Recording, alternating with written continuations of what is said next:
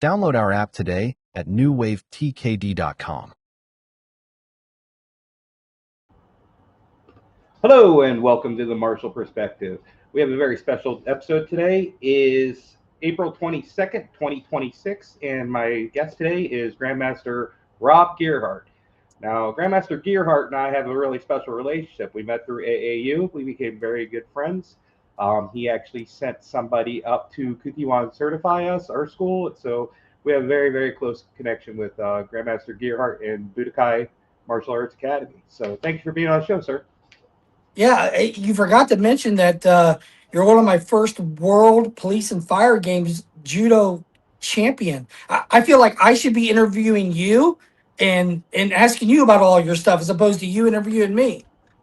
I'm going to tell you right now, that was absolutely insane. Um, I got there and we're in this huge arena in Birmingham, Alabama.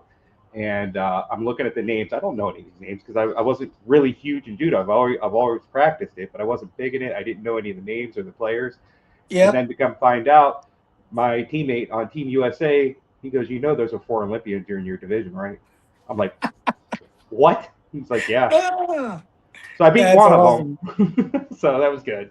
Yeah, that's awesome, man. I was proud of you for that. All the years of judo, I hurt enough right now that I'm not. I don't think I could pull that off anymore. So. Well, they call it the gentle way. I don't know really Yes, how yeah, I gentle it don't is. remember it like that, and you don't either. But yes, it is the gentle art. So, Yes, sir. So let's get started here, sir. When did you start training in martial arts, and my what gosh, martial art so did you choose?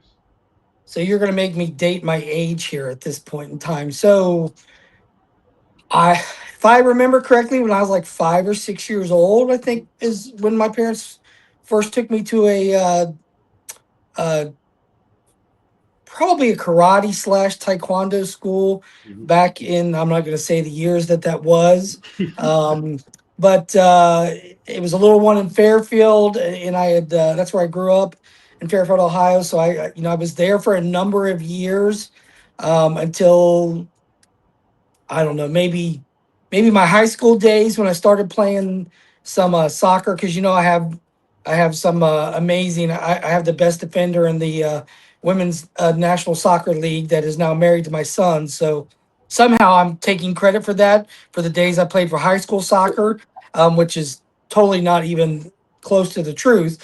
But yeah, so I did that, took a little bit of break, and then when I, like, my junior year, man, I really missed doing taekwondo. So I got back into it when I was 16, 17, and man, it's been a nonstop roller coaster ride ever since then.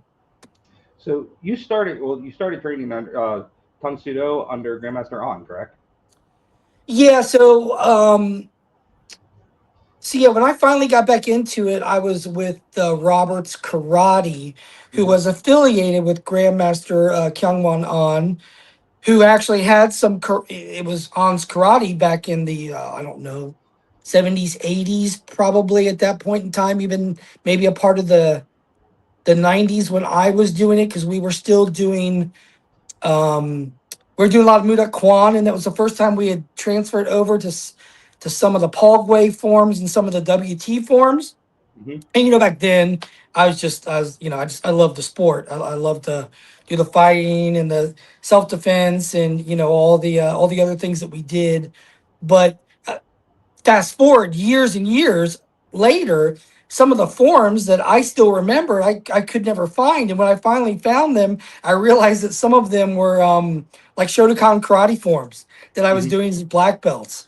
So it was really cool because we would win open divisions with them. But it was kind of, when you got older and you got into the history of it, to see how different aspects of different martial arts styles all kind of got mixed into one, Hmm. back in the day, as people transitioned to what is now Olympic Taekwondo, and primarily what I do. But we still teach the ITF forms, the Tang Sudo, and now AAU has ATA, and all these other schools that have their own versions of those forms that we're now incorporating. So um, it's way too much for me to learn at this point in time in my career.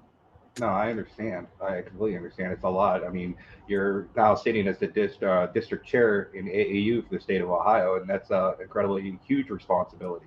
Running two giant tournaments, and I must say, you run one of the best tournaments in Ohio from my personal experience. Oh, thank you. I appreciate it. Kudos to Takes that. about a week to bracket all that stuff leading up to it. So, a lot of long nights, phone calls, making sure that, we try to do best for the coaches and athletes and parents because, you know, really, I mean, I'm very fortunate to be in the position I am. I don't take it very lightly. And I want to turn out a good product for everybody. And I want people to continue to grow our sport. I think that's my calling. That's my why. So, but yeah, Definitely. so getting back to lineage for Taekwondo, so then I moved into a couple of Grandmaster On's Grandmasters, Grandmaster Federley, who's now passed away, was one of our kind of like affiliates to my then master instructor, Master David Huffstetler, who still teaches at Hamilton Fairfield Taekwondo. He's been doing it a long time. And then just over the years being affiliated with ONS, the last time that I tested in front of Grandmaster on myself was for my sixth Dan. And that was one of the last testings before he kind of retired and turned it over to his other board. So that was a special moment, obviously, being with someone who was, 1992 Olympic coach, Mhm. and to be there to have him on the board. Um, was a special moment. I'll always have that. And, but he's kind of retired now. He does come back. I hear he's going to be coming back into Ohio for the Ons Classic this weekend. But it's always good to see him and touch base and kind of those type of things. So when you started training under Grandmaster on, I mean, did you know who he was? Was it intimidating for you having somebody of that pedigree in martial arts in your specific art? Was that intimidating? Kind of a little scary? I mean, what was your thoughts on that? Yeah, so I never trained. I mean, I did train at a time when I was early in my law enforcement career directly at the on school, not the big one they have now. It was one that was on Kimmard Road. Jamie and I would get workouts in before Master Jamie Hamilton would get workouts in before I would start working my normal job out there. And so we were, I'd always seen him at tournaments. You know, I didn't in my early career as a black belt. I didn't really I knew who he was, and it's kind of one of those things. You're doing competitions, you're going to all the tournaments that his grandmasters are hosting. So I didn't really think about the wider impact of everything that he did in the sport, that laid the groundwork, along with many others, but specifically here in this area, that laid the groundwork for what we do today. And I know that there were different organizations he started that, were, bled into AAU and parts of AAU, USAT, and all those type of things. And someone could probably tell that story better than I could tell it. But, it wasn't really until I got into like the fifth dons in the sixth dons where I was working more hand in hand and had the ability to go there as one of the masters that sat on his board at one point in time, Mhm. until I just became too busy to um, keep all those obligations, which I'm even busier now than I was at that time. So yeah, Mhm. it was a different time, a different style.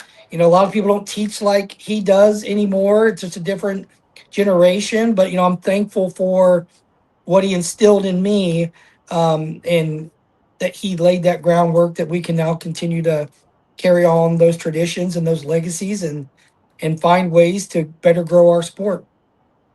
Wow. So looking Mhm. back at your long career, um, It's a nice way to put what it. where did your love for martial arts come from? Was there any contributing factor? When did it click for you? When did you say, "Man, this I love this. This is what I want to do Yeah. for the rest of my life"? Yeah. So, I just always did it in grade school growing up, and it was, I know you're not going to believe this, but I was not the tallest person in school, so I was always on the tinier side.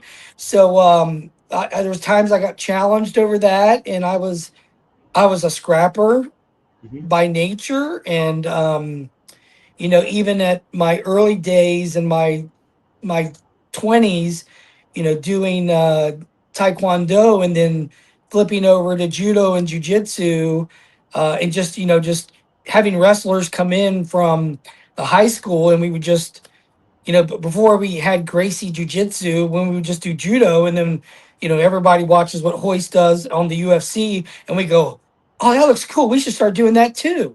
I mean, that was my introduction to Jiu-Jitsu, Hmm. because it was always judo based first. Yeah. So I loved the competition. I loved the combat sports.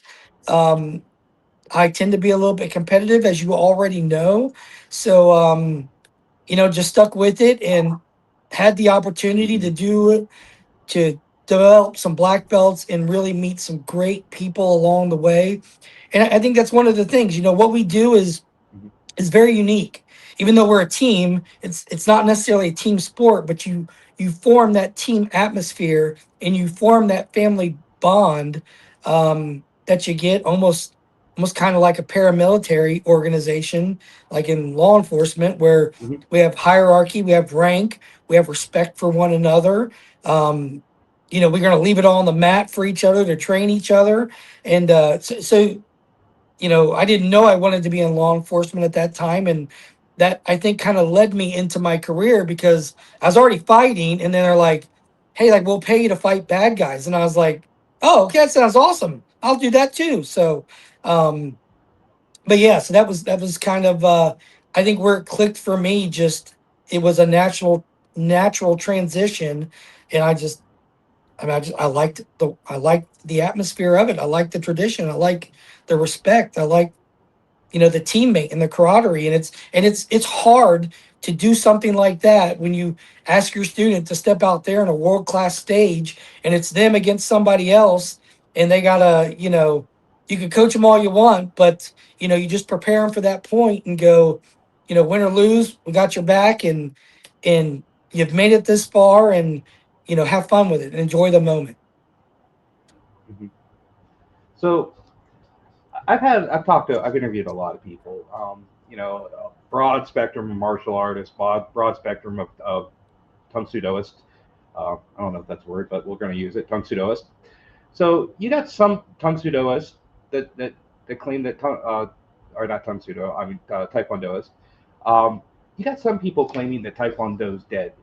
What would you say to that? Do you believe, or do you think there's a resurgence? I know that things have changed since the '80s. There 70s, 80s, 90s. It's changed. It's changed a whole heck of a lot. I just watched. I rewatched it. Is Grandmaster Perez's '92 showing, and I watched that, and then I watched, uh, you know, modern Taekwondo. It's a world of difference. What would you say to that, sir? Yeah, I think the sport's definitely evolving. Mhm. You know, AAU's running the largest nationals in the U.S. Um, Right. but not everybody can be at the world class level of fighting. Like, what about your students that maybe are shy, or they're an introvert, and maybe they love weapons routines. Maybe they love just doing poomsae. Maybe they like board breaking. Like, I think for Right. martial arts, the journey is different for everybody. And I think what we're seeing is, when you fight at the black belt level, like, it gets really hard, and it's one of the most demanding sports out there for the cadets and the juniors and the seniors that are just fighting unbelievably compared to what I saw growing up. And I don't have any accolades. I didn't go to nationals and fight until I was 43 years old, and I just did it because I thought it'd be a cool thing to do. And then I found out they take it really serious at nationals with some of those Yeah. fighters that were former team members. But I had a great time doing it. But Mhm. Taekwondo should be for every athlete of every level. It shouldn't just be reserved for the higher level athletes, because as a coach, if you can make an impact on a student's life for the positive, that's the most important thing that we do as coaches. And sometimes people lose sight of that, but having an impact on a child or any student's life to where you leave them with a positive influence going forward, and maybe it makes them a better person in society. I think that's the better picture of why we do what we do. I mean, I don't do never done this because I want to hurt people or see people get hurt. It's like no different than any sport. We're gonna get hurt in this sport. I seem to get more hurt than anybody at my age, but Right. making those personal connections, and seeing that for all the students that are there, I think that's the evolution of the sport. And to say that that's dying, I would say, come to these tournaments, come to nationals, come see what the great work that these coaches are doing to build the sport and to, do some, padded weapon sparring. Like I did that one time as just a fun thing in my school. It's like an inter-school tournament. I had so many people signing up. I was like, this is a great idea. And now we're doing it. And there's, Absolutely. people training for that at the national level that are, it's real training and there's real patterns that they do it. And I have schools that call me about it like, hey, we need you to put this event on next year. And I'm like, I'm already running like 14 events. I want to get out at a decent Right. time, but they're finding excitement in that for their athletes. And I guess what's what's the what's bad in that? What is better for any coach than to go, my kid had a good experience, win or lose, and we found something that they can benefit from and enjoy while doing this sport. Right. Well, it's like you got two options. You can have your kids sitting at home playing video games, or you can have them being out active, interacting with other kids, or even young adults, even adults. I mean, because Taekwondo martial arts is for ages 4 to 99. So I don't see I don't see any negative in that at all. No, and whether you're doing karate, whether you're doing taekwondo, whether you're doing tang sudo, judo, jiu-jitsu, you know, we all are doing the same type of things. We just have different applications for what we do. And I think that's, you know, just a natural progression of the sport at different times. Look at submission grappling. Like, prior to the Gracies and prior to Gracie Jiu Jitsu, we didn't have Nagas, we didn't have Fuji Opens. We had some tournaments that were out there, but now you're looking at some of these things with IBJJF that it's what's world class level. Naga's doing nationals and everything else. So I used to do those circuits. I don't have enough time to do those now, but we were going all over doing those at one point in time, and that's just. I'll probably have someone call me on it, but that's really just a progression from judo to jujitsu and karate and everything else involved. It all just gets blended, and sometimes it morphs into something else, and I think that's good for any sport. Absolutely. No, you're. I would agree with that. As long as you're moving forward, there's no negative in that. Yeah, So, why do you think why do you think Taekwondo is so popular today? I always kind of say it's like the soccer sometimes of martial arts, right? You know, you you tend to get some tall, lanky kids in the sport. Not any of my children or me, as you know from the last person that you interviewed here. But you know, Right. it's kind I of, wouldn't fight her though.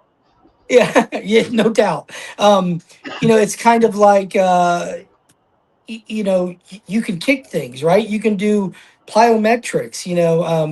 If you have the wrestling and the judo, that takes a whole different kind of skill set. Because at one point in time I was running judo, jujitsu, and taekwondo all in the same building, and I knew some kids that if you threw them, guess what? They weren't going to come back.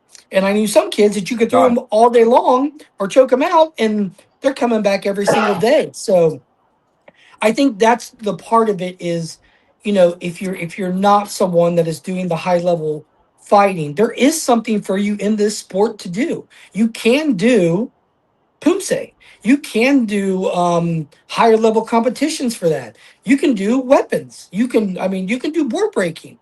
Um, Mhm. there's something for everybody at the level, and I think the way that Taekwondo is marketing it is genius. In the fact that we're Mhm. going to give multiple events, and we're going to give you the opportunity to excel in different things other than just the fighting aspect of our sport. Some people can disagree with me with that, but I've watched some weapons forms competition at nationals with my students that were just as exciting as the fights, because that kid's working just as hard as somebody else at perfecting their craft. And when they have a passion for it, and you give them that opportunity to find that passion and to make it their own, I mean, that's what we should be doing as coaches, school owners, and the pioneers, I guess. And I'm not a pioneer, but the pioneers and the leaders of the sport.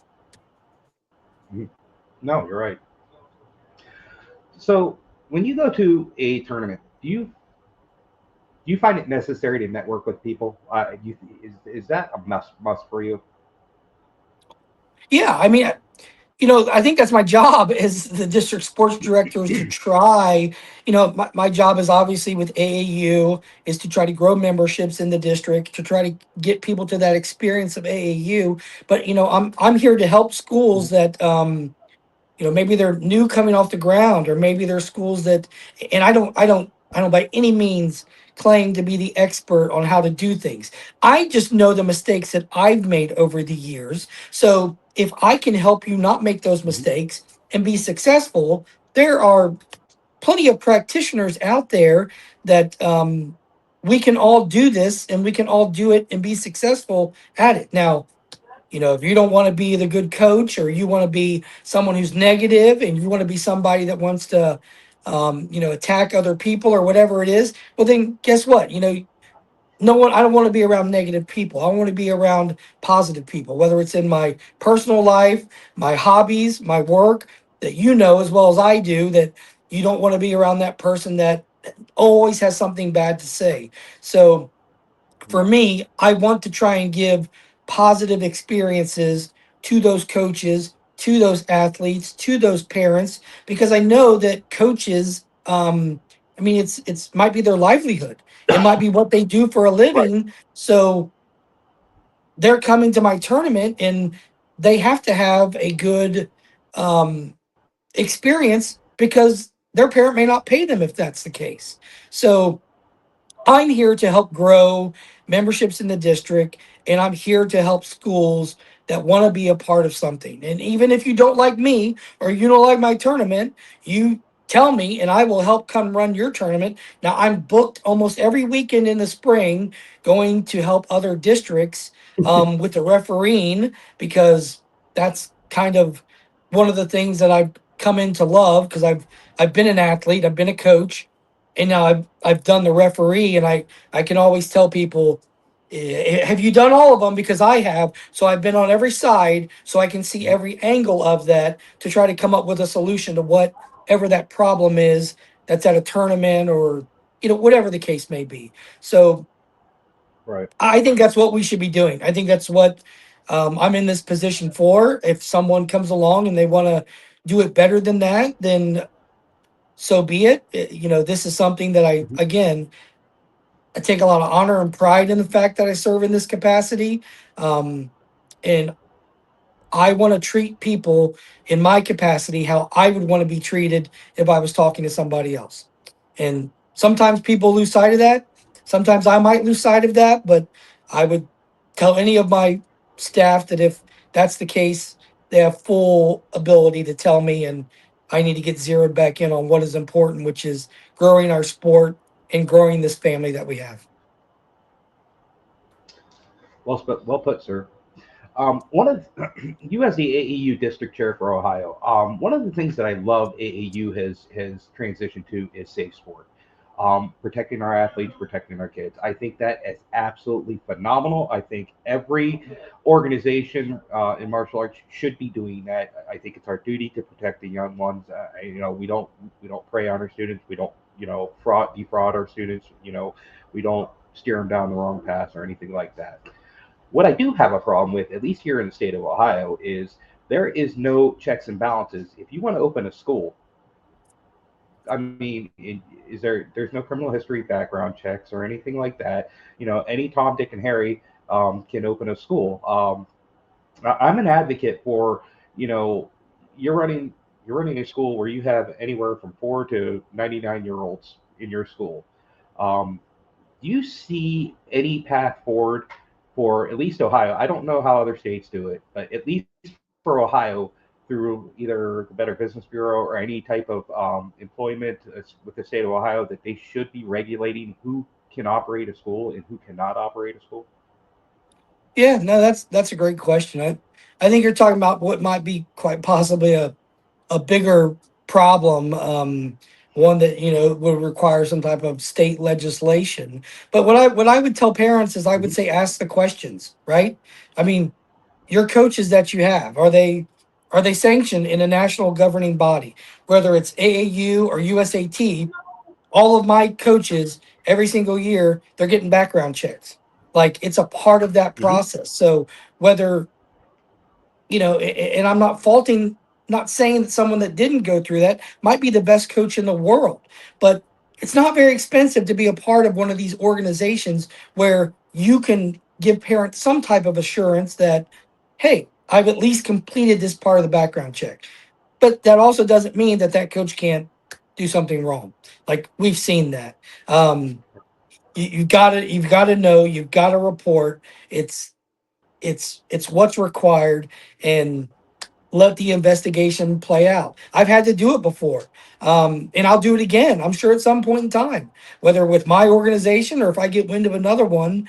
Um, you know, Creating that safe atmosphere for our students is number one. Number one. You can disagree with the way I coach. You can disagree with my training method. You're free to go somewhere else. I'll even point you in the direction of somebody else if our organization isn't a good fit for you. But I will not point you in the direction of someone who I think has had those type of violations in the past, or has had those type of issues in the past. And I've had some tough conversations with some people in the martial arts community. That's the way I'll politically say it. That y- this person may be may have been a high level competitor or something like that, but there's something in the background that you can't allow them to be in your organization, and you can. That's on you, but I won't be a part of that organization if that's the case. Right, So yeah, right. I would tell the Now, parents like I to said, ask. you're absolutely right, sir. And that's why I'm happy to be part of the AAU. Because I think they're doing it right when it comes to that. AAU has changed so much since I've been a part of it. I'm just a coach, and you know what? I took a year off because you know, you deal with life and you deal with family, and you just want to teach and ranking up and everything like that. So I just took a year off and just kind of, and I'll hit it again next year. But like I said, I'm happy to be part of that organization. I'm happy to be, that's where I met you. That's where I met Grandmaster Anderchek. I met so many wonderful people through AAU, and I credit that through to AAU. My Grandmaster is Grandmaster AJ Perry. Um, he actually competed in Talmadge a few years ago, and that's where we hooked up after I departed from my previous martial arts dojo. And he picked me up, dusted me off, and said, "Come with me, kid." And he hasn't steered me wrong yet. So I credit a lot to AEU. So I'm very thankful for our friendship. I'm very thankful for AEU. That's great. That's awesome. So thanks, sir. As a school owner, do you find it difficult to attract new students and retain them? Oh yeah, yeah. I think what's the saying? For every 10,000 white belts, you get one black belt. So this is Yes, a sir.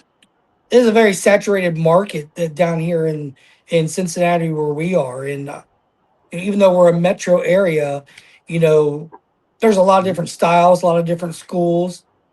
And I just think nowadays the way that you know the sport has evolved, that it's not for everybody. Like some people just are going to want a different format. You know, the parents may want a different format. So, you know, again, I don't claim to have the recipe. I don't teach the way that I was taught. Um, you know, obviously you can already tell I'm a little bit more laid back when it comes to things.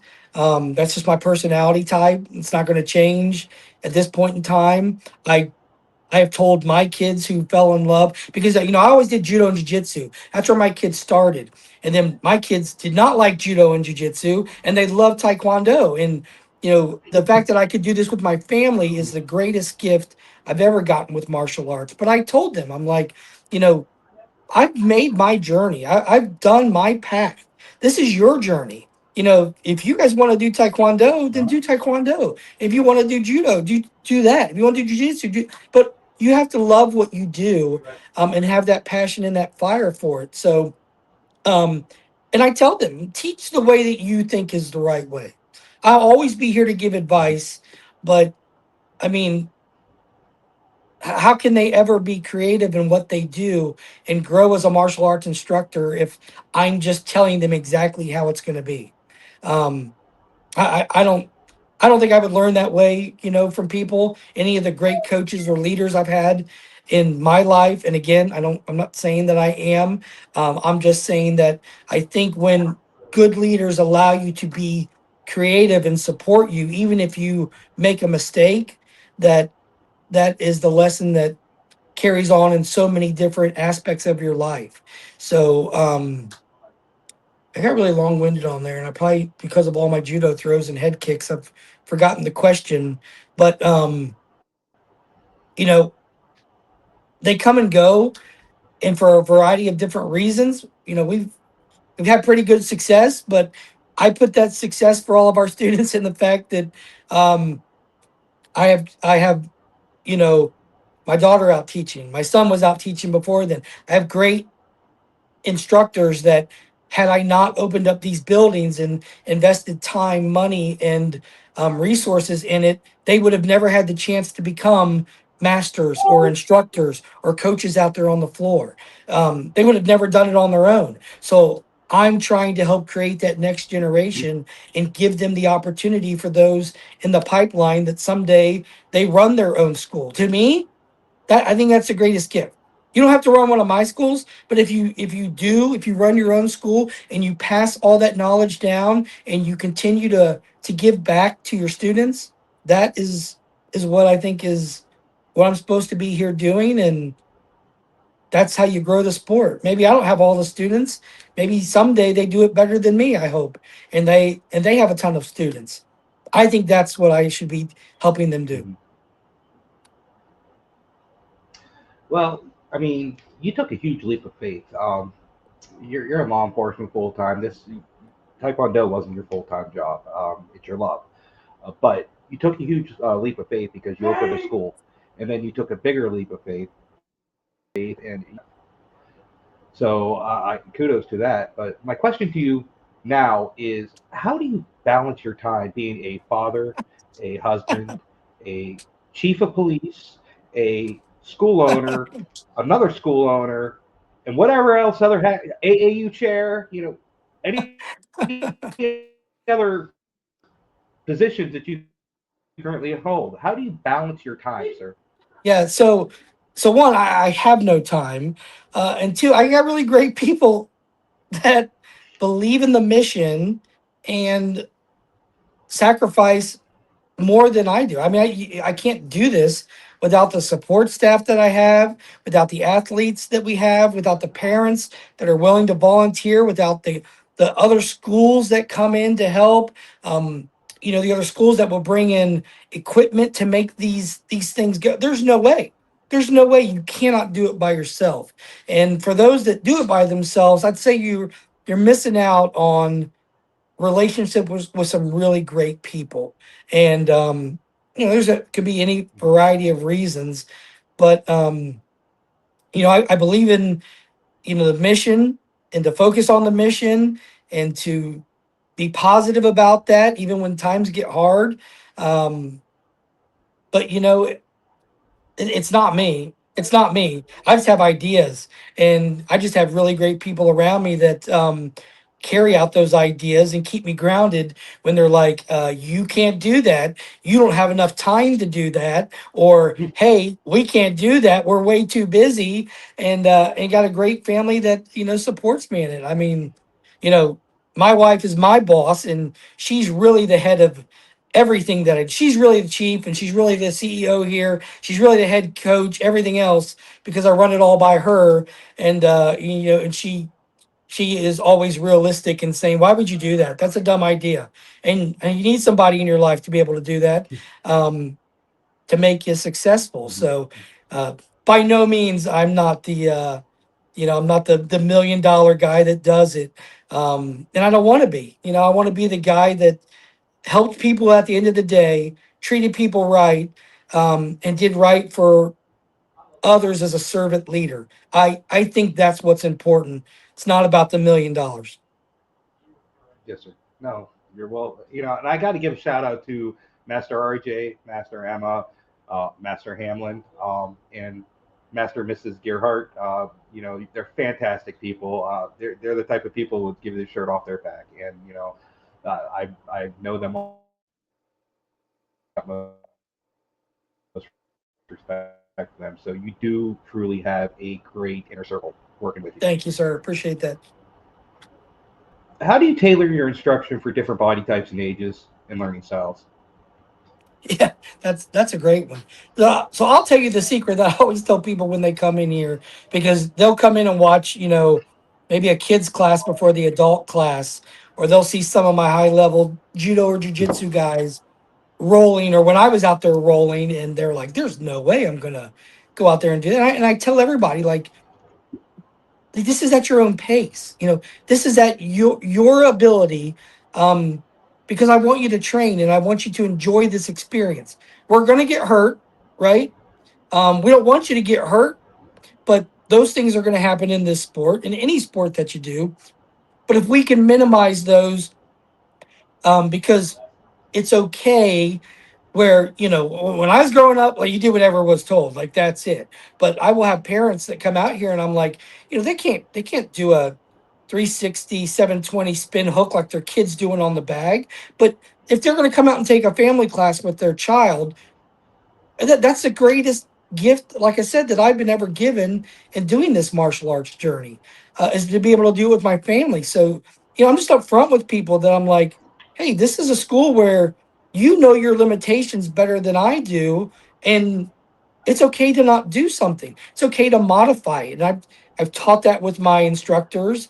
They know that. They know that it's not this, you know, do as I say, and it's going to be this way or the highway. I mean, I guess, well, I don't know why you would want to be like that. Maybe there's some reason for it, but I think you just have to let people know that it's a fun time here, and it's enjoyable, and you just gotta take it at your own pace.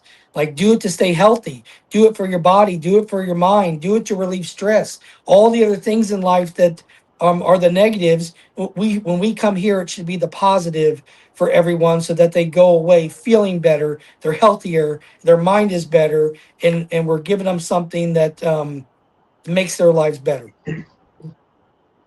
Absolutely. So the martial arts has a lot of division in it, and I don't care what art you practice, there's division in it, and I think a lot of it is because egos. Why do you suppose that is? And do you is there any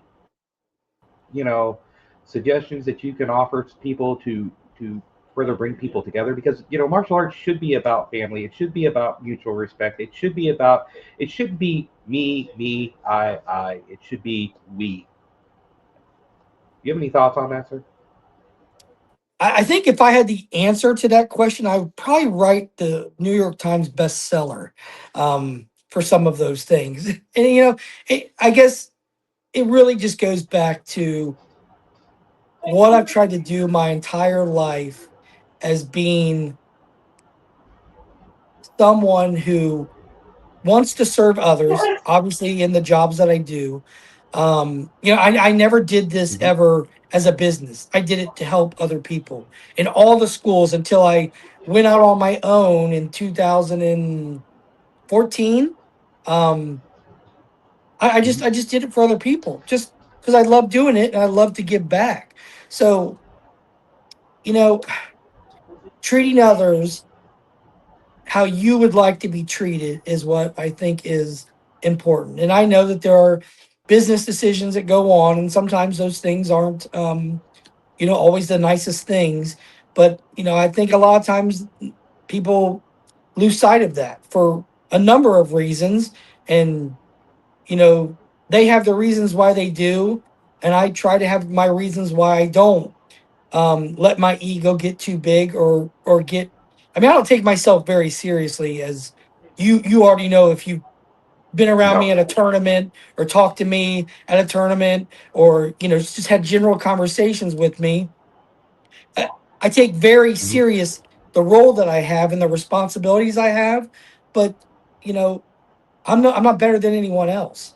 I don't care what my rank is. I don't care what my accolades are. Um, I give everybody a fair shake until you do something that is improper or unethical or, contrary to what the way I live my life. And then you're free to go do whatever you want to do, but I'm just not going to associate with that.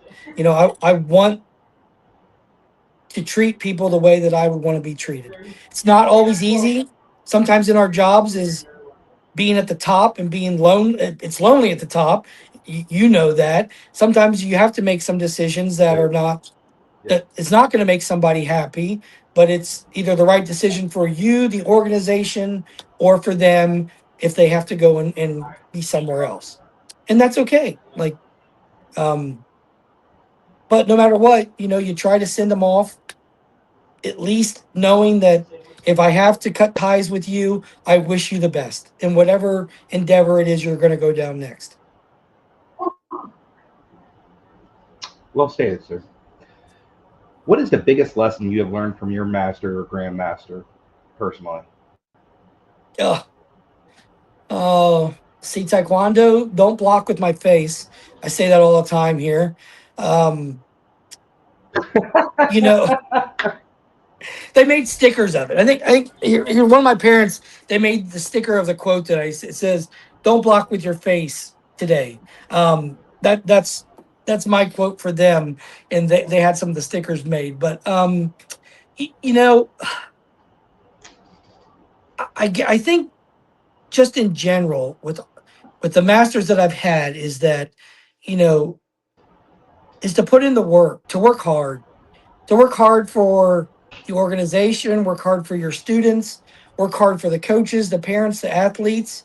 Um, I mean, I never envisioned I would be sitting here having this podcast talking to you about all the things that I'm doing with nationals. I didn't have that opportunity as a kid growing up. My family didn't have that type of money. Um, I'm grateful for everything that they did. I was able to provide those experiences for my kids, but I sponsored more kids than I've probably sent to nationals. Some people would say that's to a fault, but I want to be able to give those type of experiences, even if it costs me money to be able to do that, so that maybe you change a life, and you may never know as a coach if you do that. So I think having integrity, having honor, doing the right thing when no one is looking has been the thing that my coaches gave to me and some of the other leaders in my life that I relied upon. Not just I had a soccer coach that was a great mentor to me back in the day. And I think those things are better served than any medal or any podium that the few that I ever stood on, because those are lessons that you can pass on to generations of people to help improve not just their lives but everybody's. I mean, if that's not what we're here to do, I guess as good people, which I think of most martial artists as good people. Why are we doing it? Right. No, right. So I got a couple more questions for you, and then Sure. we'll wrap this up. Because I could talk So for hours and hours as and a hours. well, we can go as long as you want, sir. No, you But don't want to do that. apparently, No our one wants that the to American happen. Trust people me. have an attention span that's about 30 minutes. So, as a brother in blue, former lieutenant or captain Yes, both. with a very large metropolitan police department. Okay, captain, and now a chief. Do you have any crazy stories where you actually had to use martial arts in the line of duty? Oh yeah. Well, several times. Come on, Um, I know you do. I think one of the things Let's that get the most serious and the most funny. I don't like one of my funny ones was, when I was first got on the SWAT team as an older guy, right? But I've been doing judo and jujitsu for a long time, and guys knew that, and they would come, test me whenever we would do, you know, defensive tactics and whatnot, because I did do defensive tactics as an instructor, but I didn't go teach a whole lot because I taught all the time, that would probably be a funny one where, I would get the biggest guys and I'm like, oh, here we go again. Once again, I'm the tiniest guy out here, and I got all the big muscular SWAT guys trying to break my arms and choke me out and everything else. And, you know, I said, I'm probably going to get hurt, but you're going to go to the hospital with me, just so you know. So that that's my funny one that I would tell that wasn't, I don't know that I had any like real, like I had real world applications I would do, but I think one of the things that martial arts Mhm. did for me, which is, we have a whole generation of law enforcement that hasn't been in fights before. It's a totally Mhm. different demographic, where you have to really teach these kids. And for me, I could always, I mean, when you fight your whole life in martial arts, it's pretty easy to spot when someone's getting ready to punch you in the face. So I could always see those pre-attack indicators, and you know, I never had a problem going hands on. Where I think we struggle with that in our profession nowadays. That some of these kids don't know how to fight. Right. No, I was just a couple months ago. I had back-to-back calls at this bar up in Asheville County, and there was a huge bar fight outside. It spilled out in the parking lot, and I get there by myself, single car, largest county in the state of Ohio. Um, so I control the situation. I get the one guy cuffed, and I'm kneeling over him, and next thing I know, I get punched in the side of the face, like just out of. I look at the guy.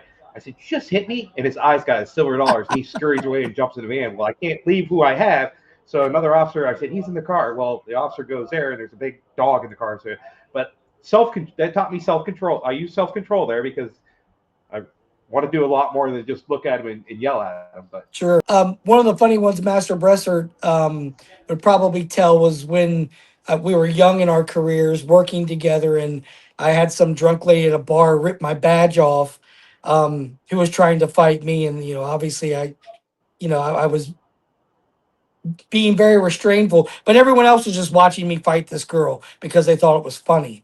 So that's one of the funny ones early in my. And I'm only going to say that because I know he's probably going to watch this and he's going to call me and be like, "I know a funny one. Let me tell you about this time that I watched." So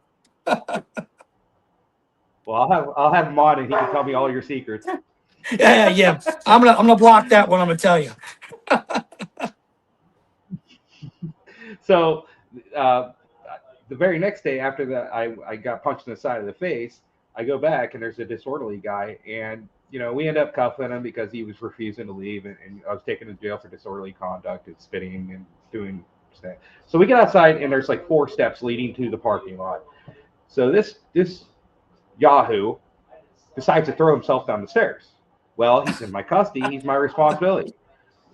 So I bear hug him, and I just roll, and I fall down 3 flights of stairs. If I didn't know how to break fall, I probably would have broke my neck. Oh yeah, So yeah, that 100%. was one thing that stands out to me. So I took a lot of razzing from my coworkers, and they'll probably watch this and laugh because they call me a corner bar guy because I always get beat up when I go to the corner bar. That's great. But yeah, so before we close the show here, you want to tell us about first of all nationals, and second of all your fall classic that's coming up in October, I believe it is. Yep. Yep. We'll be announcing that date soon as I secure our venue. But we'll run an AAU sanctioned invitational in the fall.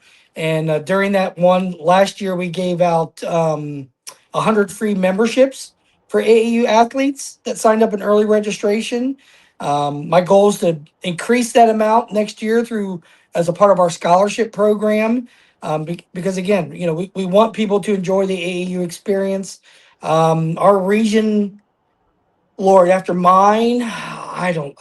I'm probably gonna get in trouble because I don't know the exact number. Maybe four, 3, 4,000. We've qualified for nationals already in our region, and we still have a couple of tournaments, big tournaments left.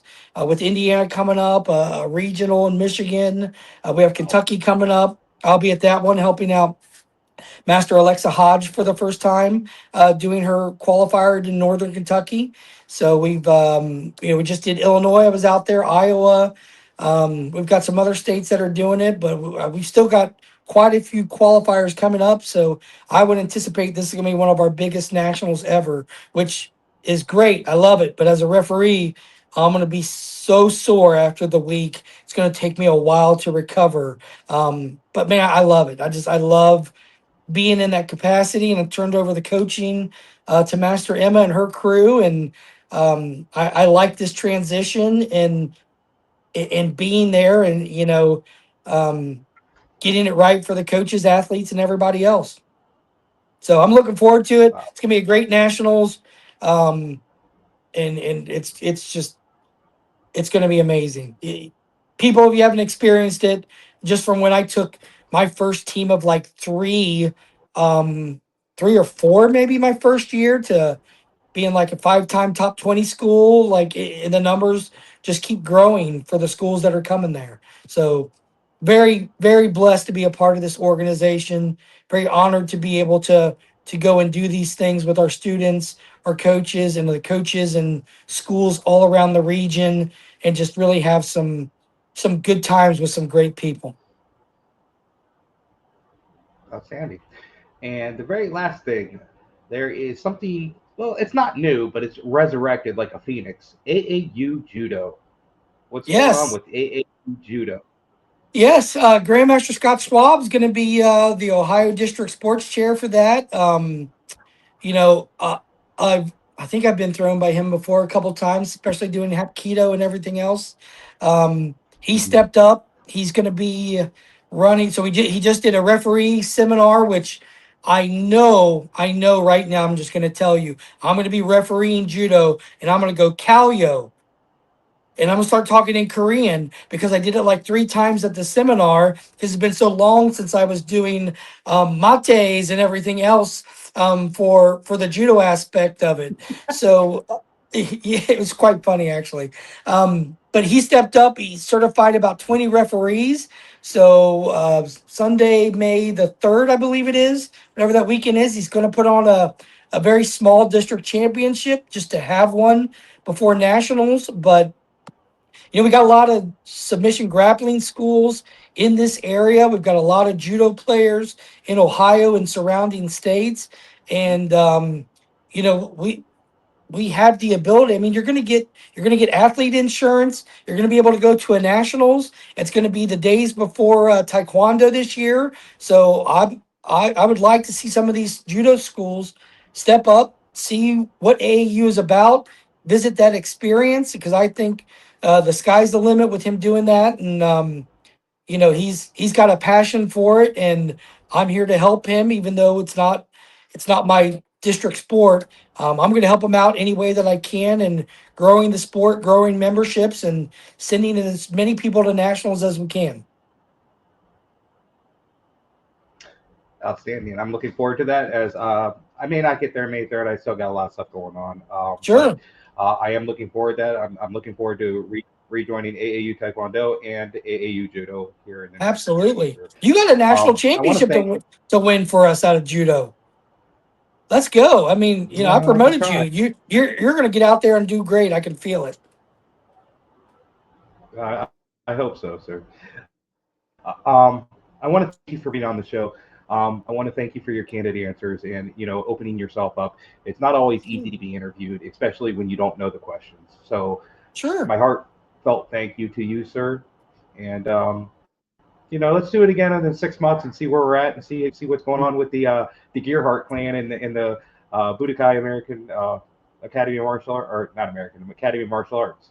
Absolutely. Thank you for your So time. Great job with this. And thank you. Time to I think what you're doing is awesome. Reaching out and just having real conversations with people and giving everybody their platform because, like I said, that's what it's about.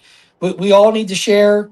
There's thousands and thousands of untapped students out there that we should be bringing into our sports. absolutely, and this is my way of trying to gain interest in the martial arts, sir. So Great. please like, share, and subscribe, and always Tung Su. Take care of one another, folks. Thank you.